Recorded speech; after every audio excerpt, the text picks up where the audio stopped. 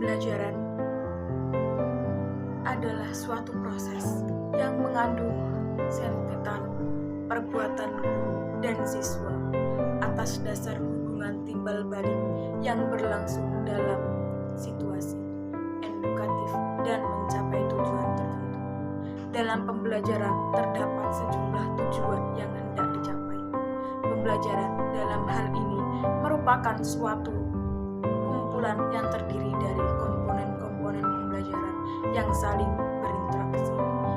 berintergensi satu sama lain. Oleh karenanya, jika salah satu komponen tidak dapat berinteraksi, maka proses dalamnya pembelajaran akan menghadapi banyak kendala yang mengaburkan pencapaian tujuan pembelajaran.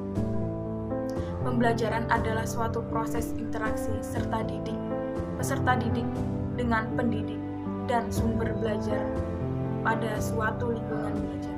Pembelajaran merupakan bantuan yang diberikan pendidik agar dapat menjadi proses pengolahan ilmu dan pengetahuan, penguasa kemahiran dan habitat, serta pembentukan sikap dan kepercayaan peserta didik.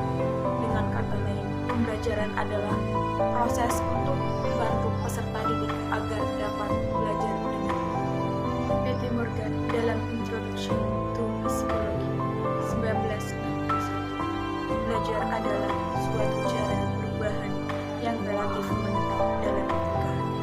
Darsono mengemukakan bahwa belajar diartikan sebagai perubahan pada individu berbagai. Adanya interaksi antara individu dengan yang lain. Di antara individu dengan lingkungannya, faktor lingkungan sangat mempengaruhi dalam proses belajar. Perubahan tingkah laku seorang terjadi akibat interaksi yang lainnya. Proses belajar pada anak sangat dipengaruhi dari pihak keluarga, pergaulan sekolah, dan lingkungan masyarakat sekitarnya. Belajar adalah suatu proses usaha yang dilakukan individu untuk memperoleh perubahan tingkah laku yang baru secara keseluruhan sebagai hasil pengalaman individu itu sendiri dalam interaksinya dengan lingkungan. Ibrahim dan Shaudi mengungkapkan bahwa belajar adalah proses perubahan tingkah laku secara aktif, proses interaksi terhadap semua situasi yang ada di sekitar individu, proses yang diarahkan pada satu tujuan, proses membuat melalui berbagai pengalaman, proses melihat, mengamati, dan memahami suatu yang dipelajari. Jadi, perbedaan di antaranya yaitu belajar merupakan proses memperoleh ilmu. Belajar merupakan kegiatan yang menghasilkan adanya perubahan dari yang tidak tahu menjadi tahu, dari yang tidak mampu menjadi mampu. Sedangkan belajar mengacu pada dua konsep, yakni belajar dan mengajar.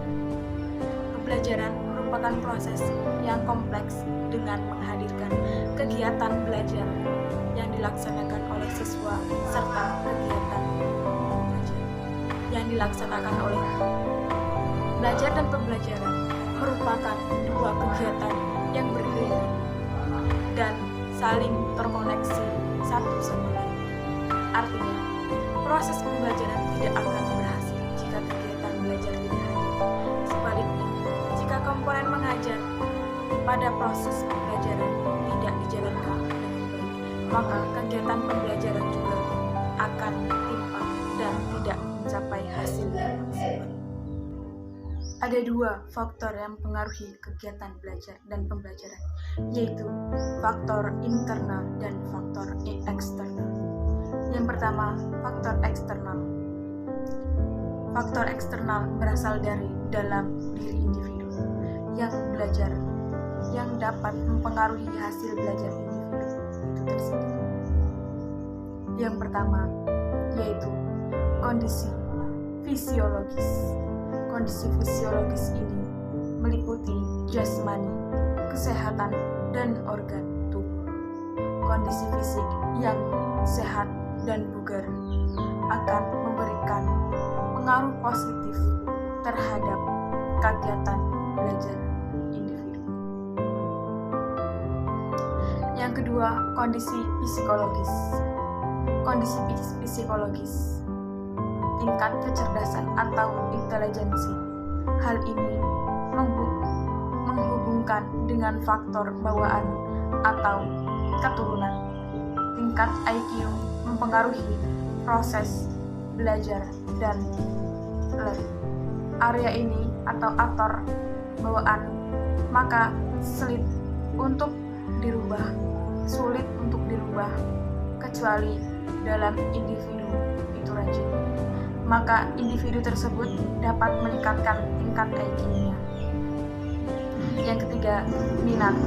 Untuk dapat memahami suatu hal, tentu tiap individu harus memiliki minat terlebih dahulu dalam dirinya untuk setidaknya penasaran terhadap apa yang akan ia pelajari. Yang keempat, motivasi. Tanpa motivasi dalam diri individu, maka akan sangat susah seorang individu memahami bahkan menerima masukan yang datang padanya. Yang kelima, yaitu bakat. Beberapa individu melakukan sesuatu hal karena ia menyukainya. Dalam arti, individu tersebut memiliki bakat di bidang yang sedang ia pelajari. Yang keenam, yaitu gaya kognitif. Saya akhiri. Wassalamualaikum warahmatullahi wabarakatuh.